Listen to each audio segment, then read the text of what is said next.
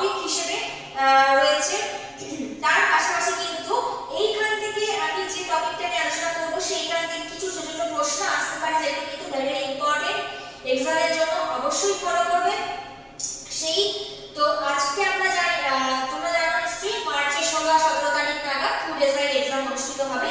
তো তার জন্য কিন্তু যারা প্রস্তুতি নিচ্ছ তাদের জন্য বলে রাখি, নোট স্টাডির তরফ থেকে কিন্তু একটা অভূতপূর্ব সুযোগ রয়েছে। কিনা মাত্র 350 টাকাতে কিন্তু তোমরা এই কোর্সের যাবতীয় মানে স্টাডি ম্যাটেরিয়াল পাবে, এবং বিভিন্ন ভাবে কিন্তু তোমরা রেকর্ডেড যে ক্লাসগুলো রয়েছে সেগুলো কিন্তু প্রত্যেকটা পেয়ে যাবে। তার সাথে তিনটি মক টেস্ট পাবার মানে দেওয়ার তোমাদের সুযোগ সুবিধা রয়েছে, সেটা মাত্র কিন্তু 350 টাকা। তো এই যে অভূতপূর্ব সুযোগ, এই সুযোগটা কিন্তু হাতছাড়া করো না। কারণ কি, সময় কিন্তু তোমাদের বেশি নেই। যেটুকু সময় রয়েছে সেই সময়টাকে তোমরা কাজে লাগাতে শেখো। কাজে লাগিয়ে সেই সময়টাকে কি করতে হবে, তোমাদের উপযুক্ত ভাবে সেটাকে কাজে লাগাতে হবে, তাই তো? তার জন্য কি করতে হবে না, নোট স্টাডি তোমাদের দেখো এই সুযোগটা এনে দিয়েছে, সেটাকে সুযোগটাকে কাজে লাগাও। এবং যারা অ্যাডমিশন নিতে যাবে, যারা প্রিপারেশন নিচ্ছ, যারা ভাবছো যে একটা ভালো জায়গা থেকে আমরা প্র্যাকটিস করবো, বা যেখানে আমরা পরীক্ষার সব প্রশ্ন উত্তর আমরা প্র্যাকটিস করবো বা মক টেস্ট দিতে পারবো, সেই রকম সুবিধা কিন্তু নোট স্টাডি তোমাদের কাছে এনে দিয়েছে। এবং যারা তোমরা প্রিপারেশন নিতে চাও বা এক্সাম দিচ্ছ, যারা তোমরা ভালো প্র্যাকটিস করতে চাও, তার জন্য কিন্তু অবশ্যই আমাদের নোট স্টাডি চ্যানেলে যোগাযোগ করে, এখানে হোয়াটসঅ্যাপ নাম্বার তোমাদের দেওয়া রয়েছে ডেসক্রিপশন, সেই হোয়াটসঅ্যাপ নাম্বার থেকে অবশ্যই তোমরা কিন্তু যোগাযোগ করো। এইবার আজকে আমরা যে টপিকটা নিয়ে আলোচনা করব সেটা কিন্তু ফুড এসআই এক্সামের একটি গুরুত্বপূর্ণ টপিক। সেটা হচ্ছে কি, ইন্ডিয়ান এগ্রিকালচারাল, অর্থাৎ ভারতীয় কৃষিতে, ইন্ডিয়ান এগ্রিকালচারে ভারতীয় কৃষি ব্যবস্থায় গ্রিন রিভলিউশন বা সবুজ বিপ্লবের কি ভূমিকা রয়েছে, বা সবুজ বিপ্লব বলতে কি বোঝায়, তার কি বৈশিষ্ট্য, এই সম্বন্ধে জানবো। এবং এই সবুজ বিপ্লবের সাথে ভারতীয় কৃষি কিভাবে ডিপেন্ডেন্ট, অর্থাৎ গ্রিন রিভলিউশন আর ইন্ডিয়ান যে এগ্রিকালচার কিভাবে একে অপরের সাথে সম্পর্কযুক্ত, সেইটা আমরা কিন্তু আজকে এই ইনফরমেশনের মাধ্যমে তোমাদের কাছে আমি শেয়ার করব। আশা করি ভালো লাগবে, এবং তার জন্য কিন্তু মন দিয়ে এই ভিডিওটা দেখতে হবে। এবং সঙ্গে হাতে রাখো, আমি আজকে যা যা ইনফরমেশন বলবো এবং এখানে ছোট ছোট প্রশ্ন উত্তর বলবো, সেগুলো কিন্তু অবশ্যই তোমরা নোট করে নেবে, যেগুলো কিন্তু পরবর্তী এক্সামের জন্য তোমাদের খুবই কাজে দেবে। তো ঠিক আছে, তাহলে চলো কন্টিনিউ করি আমরা। প্রথমে আমরা জানি যে ভারতীয় কৃষি ব্যবস্থা যদি পড়ি, ভারতীয় কৃষির ক্ষেত্রে প্রথমেই আমাদের যেটা মনে আসে, ধরো একটা প্রথম থেকেই আমরা যদি দেখি আদিম প্রাচীনকাল থেকে আধুনিক কাল পর্যন্ত, যেখানে গ্রামীণ অর্থনীতি মূল ভিত্তি হচ্ছে কৃষি। ঠিক আছে, এই গ্রামীণ অর্থনীতির যে বেস, এই কৃষি ব্যবস্থা, সেই কৃষি ব্যবস্থা মানে কৃষির উপর গড়ে ওঠে। আমরা জানি কি যে মৃত্তিকা মানে সয়েল, এই যে সয়েল স্ট্রাকচার বা মৃত্তিকার গঠন, মৃত্তিকার উপাদান, মৃত্তিকার বৈশিষ্ট্য, মৃত্তিকার এই যে বিভিন্ন রকমের যে আধিক্য, তার উপর কিন্তু বেস করে বিভিন্ন স্থানে, ভারতের বিভিন্ন স্থানে, ভারতের বিভিন্ন জায়গায় বিভিন্ন ধরনের মৃত্তিকা দেখতে পাওয়া যায়। এই বিভিন্ন মৃত্তিকার বৈশিষ্ট্য অনুযায়ী কিন্তু ভারতের প্রত্যেকটা অঞ্চলে, বিভিন্ন অঞ্চলে কিন্তু সেখানকার মাটির পার্থক্যে বা মৃত্তিকার উপাদানের তারতম্যের ভিত্তিতে কৃষিজ ব্যবস্থা বা কৃষিজ উৎপাদনেরও কিন্তু একটা তারতম্য লক্ষ্য করা যায়, সেটা ক্লিয়ার। এইবার আমরা যদি দেখি বৈশিষ্ট্যের ভিত্তিতে বিভিন্ন ধরনের কিন্তু মাটি রয়েছে। এক তো পলি মাটি রয়েছে, তারপর তোমাদের ল্যাটেরাইট মাটি রয়েছে, লাল মাটি রয়েছে, লবণাক্ত মাটি রয়েছে। পার্বত্য অঞ্চলে আমরা যদি দেখি পার্বত্যময় মৃত্তিকা রয়েছে, অরণ্য অঞ্চলে অরণ্যময় মৃত্তিকা রয়েছে, জলভূমি মৃত্তিকা রয়েছে। তো এইরকম প্রচুর কিন্তু মৃত্তিকা রয়েছে। তাহলে আমরা যদি স্পষ্ট করে মাটিকে আমরা যদি বিভিন্ন ভাগে ভাগ করে থাকি, তাহলে মেন কি হবে বলতো, সয়েলকে আমরা ধরো বিভিন্ন ভাগে ভাগ করতে পারছি। এক তো পলি মাটি রয়েছে, এই পলি মাটি আমরা যদি দেখি, পলি মাটি কিন্তু কৃষির পক্ষে উপযুক্ত উর্বর পলি মাটি। আমরা জানি যে ভারতের নদী উপত্যকা অঞ্চলগুলোতে মেইনলি গঙ্গা, ব্রহ্মপুত্র, কোন কোন রিজিয়ন, গঙ্গা, ব্রহ্মপুত্র,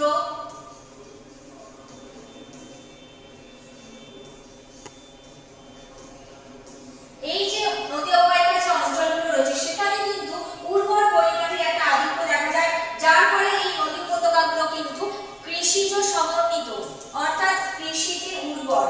এই অঞ্চলটা কিন্তু কৃষিতে উর্বর হয়ে থাকে, অর্থাৎ এখানকার মাটির উপর ভিত্তি করে এই অঞ্চলে কিন্তু কৃষিজ উৎপাদন বেশি হয়। আবার আমরা যদি দেখি আরেকটা ভাগ রয়েছে ল্যাটেরাইট মাটি। ল্যাটেরাইট মাটি কিন্তু সেই রকম ভাবে উর্বর নয়, সেখানে কিন্তু লৌহের পরিমাণ বেশি থাকার ফলে কিন্তু এই উর্বর পরিমাণে যে ধরনের ফসল উৎপাদন হবে ধান গম সেইটা কিন্তু ল্যাটেরাইট মাটিতে তোমরা পাবে না। তার সাথে কিন্তু রয়েছে লাল মাটি, যেটা রোহিত মৃত্তিকা বলা হয়ে থাকে। আরো একটা ভাগ পাবে হচ্ছে মরু মৃত্তিকা, মরু অঞ্চলে যেটা দেখতে পাওয়া যাচ্ছে রাজস্থান। আমরা যদি দেখি, ঠিক আছে, পশ্চিমের যে মরু অঞ্চলে সেইখানে কিন্তু এই মরু মৃত্তিকা দেখা যায়। অরণ্য অঞ্চলে বা জলাভূমি মৃত্তিকা একটা রয়েছে, যেটাকে বলা হচ্ছে অরণ্য মৃত্তিকা বা জলাভূমি মৃত্তিকা।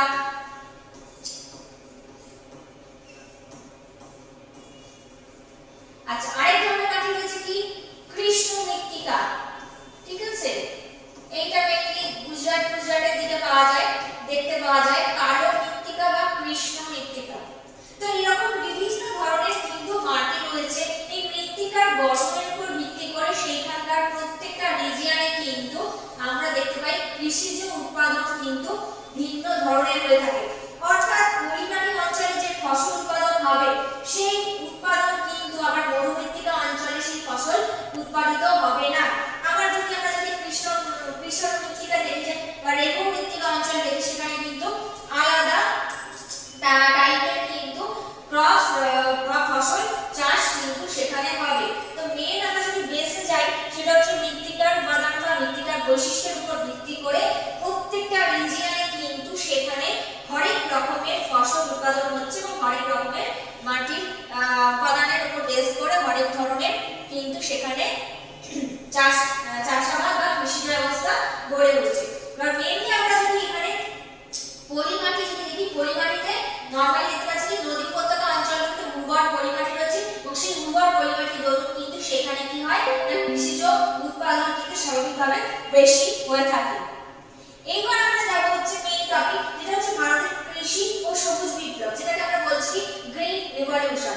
এই সবুজ বিপ্লব যে আন্দোলন বা কৃষিজ যে আন্দোলন, কৃষিতে যে একটা নতুন বিপ্লব হয়েছিল, সেটা কত সালে দেখা গেছিল না টোটাল হচ্ছে 1960-এর দশকে। আমরা যদি দেখি এই 1960-এর দশকে কিন্তু এই গ্রিন রিভলিউশন তার উৎপত্তি হয়। তাহলে প্রশ্ন আসতে পারে তোমাদের কাছে যে সবুজ বিপ্লব যে হয়েছিল কৃষিতে, সেটি মোটামুটি কত সাল নাগাদ হয়েছিল বা কত সালে এর উদ্ভব হয়েছিল? তাহলে বলবে যে 1960। এবার 1960-এর পরবর্তী সময় থেকে 1960 সেই দশক থেকে আমরা যদি দেখি কৃষি ক্ষেত্রে এক অভূতপূর্ব চেঞ্জ লক্ষ্য করা যায়। কি চেঞ্জ, কি কি ক্ষেত্রে চেঞ্জ, সেইটা আমরা এবার জানছি। ধরো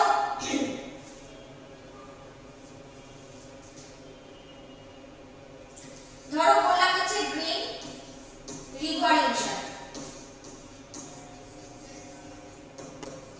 ঠিক আছে। এবার গ্রিন রিভলিউশন মানে কি হচ্ছে, সেটা হচ্ছে কি 1760 সাল। এবারে এখানে হচ্ছে কি কৃষি যে উন্নতি, কৃষি ক্ষেত্রে উচ্চ ফলনশীল বীজের ব্যবহার,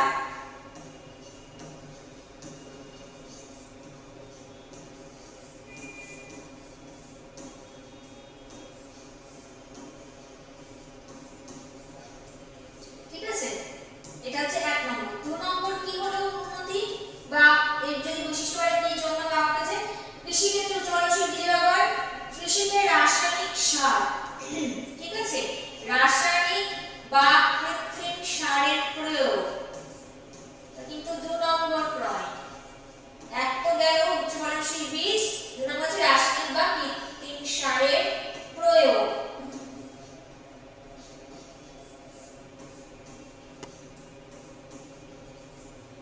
রাসায়নিক বা কৃত্রিম সারের প্রয়োগ। আর 3 নম্বর আমরা যদি পয়েন্ট দেখি, তাহলে সেক্ষেত্রে কি বলছে, 3 নম্বর কৃষিতে বিশ্বায়ন হয়েছিল,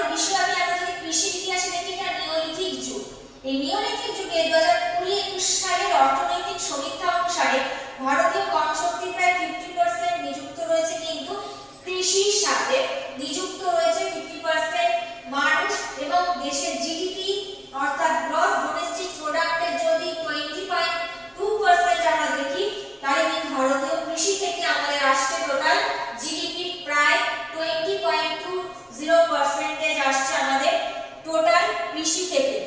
গ্রস অভ্যন্তরীণ মোট অভ্যন্তরীণ উৎপাদনের 20% আসছে কোথা থেকে? কৃষি ক্ষেত্র থেকে। এই যে গ্রিন রিভলিউশন যে 1960 সালে যে উদ্ভাবন হলো বা পদ্ধতিটা তৈরি হলো, সেইটা কোথায় কোথায় হয়েছিল? মেইনলি হয়েছিল কিন্তু ভারতীয় উপমহাদেশের একটা প্রভাব পড়েছিল বেশি। ভারতীয় উপমহাদেশ, ভারতে বলতে পারো মেক্সিকো, ফিলিপিন্স, এই সব জায়গাতে কিন্তু এই গ্রিন রিভলিউশনের খুব প্রভাব পড়েছিল। তাহলে কোন কোন জায়গায় মনে থাকবে? ভারত, মেক্সিকো আর ফিলিপিন্স। এবার এই সবুজ বিপ্লব যে কথাটা প্রথম কে ব্যবহার করেছিলেন? Doctor Norman Borlaug. Doctor Norman Borlaug যিনি ছিলেন একজন চিকিৎসক, যিনি কিনা এই সবুজ বিপ্লব কথাটাকে প্রথম ব্যবহার করেছিলেন। আর ডক্টর এম.এস. স্বামীনাথনকে আমরা কিন্তু সবুজ বিপ্লবের জনক হিসেবে চিনি। মানে তার উদ্যোগেই কিন্তু মেইনলি এই গ্রিন রিভলিউশন ভারতের কৃষি ব্যবস্থায় একটা ব্যাপক পরিবর্তন সাধিত হয়েছিল। তো এই যে পদক্ষেপ, সেই পদক্ষেপে কিন্তু তিনি জড়িত ছিলেন। তাই জন্য ডক্টর এম.এস. স্বামীনাথনকে কিন্তু সবুজ বিপ্লবের জনক বলা হয়ে থাকে। ঠিক আছে?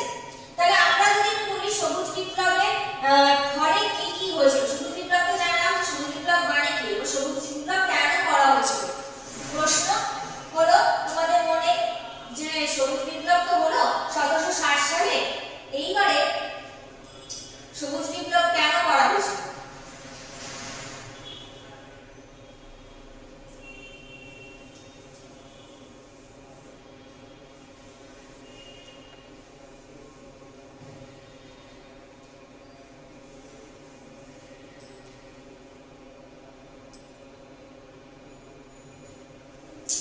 সবুজ বিপ্লব কেন করা হয়েছিল?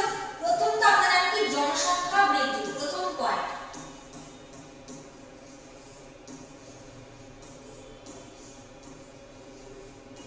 এটা হচ্ছে কারণ। সবুজ বিপ্লবের আমরা যদি বলি কি কারণে সবুজ বিপ্লব করা হয়েছিল বা কৃষিতে একটা পরিবর্তন আনা হয়েছিল, প্রথম পয়েন্ট আমরা যদি জনসংখ্যা বৃদ্ধি। কারণ আমাদের ভারতবর্ষ একটা বহুল জনবহুল দেশ, জনবহুল জনসংখ্যা এখানে প্রচুর, ঘনত্ব প্রচুর। তো সেই হিসেবে কিন্তু খাদ্য উৎপাদন সেরকম ছিল না। তো খাদ্যের উৎপাদন, খাদ্যের চাহিদা মেটানোর জন্য সেখানে কি প্রয়োজন ছিল? কৃষিতে এক অতুলনীয় পরিবর্তন। যে পরিবর্তন এই জনসংখ্যার, এই যে ব্যাপক বহুল জনসংখ্যার খাদ্যের চাহিদাকে পূরণ করতে পারবে এমন সক্ষম যে কৃষি ব্যবস্থা বা এখন পরিবর্তনশীল কৃষি ব্যবস্থা, তার তাগিদেই কিন্তু গ্রিন রিভলিউশন দেখা গিয়েছিল। 2 নম্বর পয়েন্ট আমরা যদি বলি কৃষিতে এক উন্নত প্রযুক্তির ব্যবহার। ঠিক আছে? আগে যদি আমরা দেখি প্রাচীনকালে কৃষি ব্যবস্থার ক্ষেত্রে কিন্তু সেরকম যন্ত্রপাতি ছিল যেগুলো প্রাচীনকালে মানে সেরকম আধুনিকত্ব নয়, সেরকম উন্নত প্রযুক্তি ব্যবহার করা ছিল না, জলসেচ ব্যবস্থা সেরকম ছিল না, প্রযুক্তি প্রয়োগ করা হতো না। তো সেই জন্য কৃষির উৎপাদন কিন্তু কম হতো। যেই কৃষি গ্রিন রিভলিউশন হলো, তাই কি হলো? সেখানে উচ্চ ফলনশীল বীজ ব্যবহার করা হলো, সেখানে রাসায়নিক সার ব্যবহার করা হলো। তো ইত্যাদির কারণে কি হলো? কৃষিতে একটা উন্নয়ন ঘটলো। 3 নম্বর হচ্ছে যে কৃষির অর্থনৈতিক উন্নয়ন, অর্থাৎ কৃষির উন্নয়ন বৃদ্ধি তথা কৃষির অর্থনৈতিক উন্নয়ন বৃদ্ধি প্রাপ্ত করার জন্য কিন্তু এই সবুজ বিপ্লব করা হয়েছিল। ঠিক আছে? কৃষির সামগ্রিক উন্নয়ন বৃদ্ধি করার জন্য কিন্তু এই গ্রিন রিভলিউশন করা হয়েছিল। এবার আমি যদি এর প্রভাব বলি, অর্থাৎ গ্রিন রিভলিউশন তো হলো, সবুজ বিপ্লব হলো, জনসংখ্যা বৃদ্ধি, যেখানে খাদ্যের চাহিদা মিটলো, সেখানে উচ্চ ফলনশীল বীজের ব্যবহার হলো, উন্নত প্রযুক্তি ব্যবহার হলো, ইত্যাদি হলো। এই কারণে গ্রিন রিভলিউশনের প্রভাবটা কি পড়ছে? প্রভাব বলছে এই যে উন্নত প্রযুক্তি তো হলো, কৃষিতে উন্নতি সাধন হলো, তার পাশাপাশি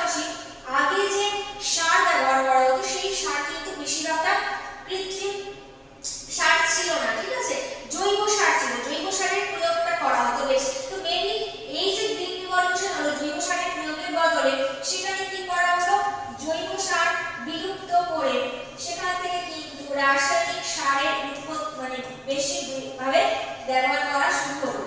যেই রাসায়নিক সার বেশি ব্যবহার করা শুরু হলো, রাসায়নিক সারের অতিরিক্ত দিলে কিন্তু সেখানে ফসলের একটা যে গ্রোয়িং ক্যাপাসিটি থাকে সেটা কিন্তু ধীরে ধীরে কমে আসতে থাকে।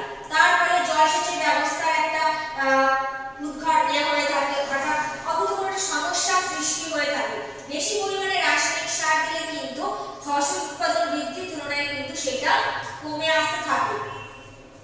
আচ্ছা, মেইনলি যে গ্রিন রিভলিউশন হয়েছিল এটা দুটো শস্যের উপর, একটা তো বেসিক্যালি ধান আর একটা গম, এই দুটোর উপরে কিন্তু মেইনলি আমাদের ভারতের কৃষি ব্যবস্থায় কিন্তু গ্রিন রিভলিউশন হয়ে দেখা দিয়েছিল। বেসিক্যালি ধান আর গম এই দুটো শস্যের উপর ভিত্তি করে। ঠিক আছে, এত কি ক্লিয়ার হচ্ছে?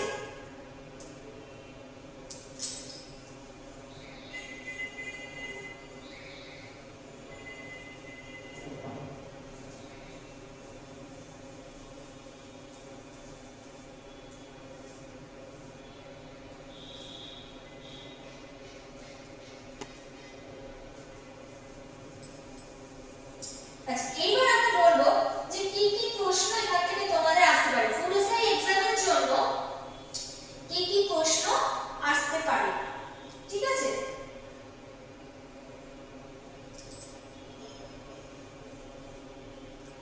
আচ্ছা একটু নোট করে নাও এখান থেকে কি কি প্রশ্ন আসবে।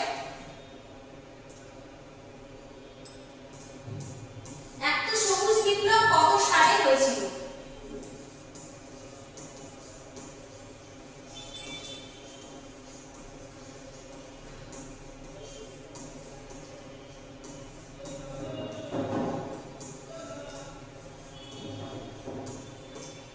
আচ্ছা, 2 নম্বর প্রশ্ন আসতে পারে সবুজ বিপ্লবের জনক কাকে বলে অভিহিত করা হয়, বা সবুজ বিপ্লবের জনক কে ছিলেন?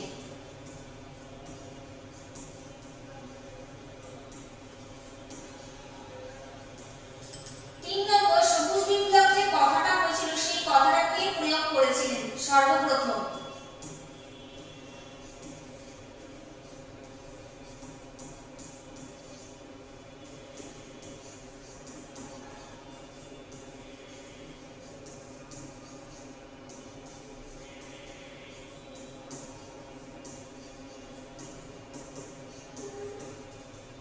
আচ্ছা, 4 নম্বর প্রশ্ন আসতে পারে যে সবুজ বিপ্লব যে হয়েছিল সেটা কোন দুটো শস্যের, প্রধান কোন দুটো শস্যের ক্ষেত্রে এই সবুজ বিপ্লবটি দেখা দিয়েছিল, বা প্রধানত কোন দুটি শস্যের ক্ষেত্রে এই সবুজ বিপ্লবের প্রাধান্য দেখা যায়?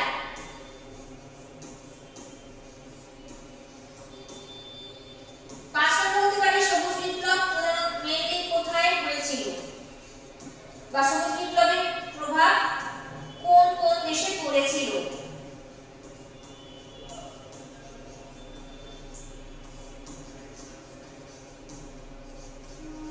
এইরকম প্রচুর কিন্তু ছোট ছোট প্রশ্ন আসতে পারে।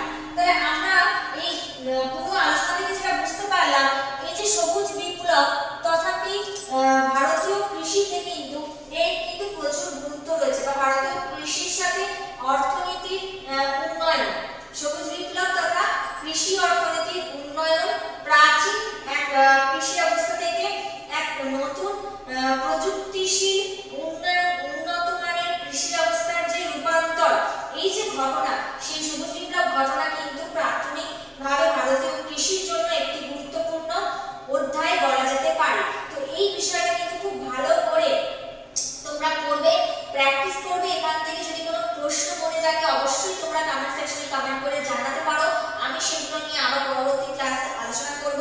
আজকের মতো এইটুকু রইল, আগামী দিনে আগামী ক্লাসে আর নতুন ইনফরমেশন নিয়ে তোমাদের সামনে আসবো। ততক্ষণ পর্যন্ত ভালো করে প্র্যাকটিস করতে থাকো, এই যে প্রশ্নগুলো বললাম সেগুলোর উত্তর তোমরা নিজেরা আরো ভালো করে করতে থাকো, পড়তে থাকো, প্র্যাকটিস করতে থাকো।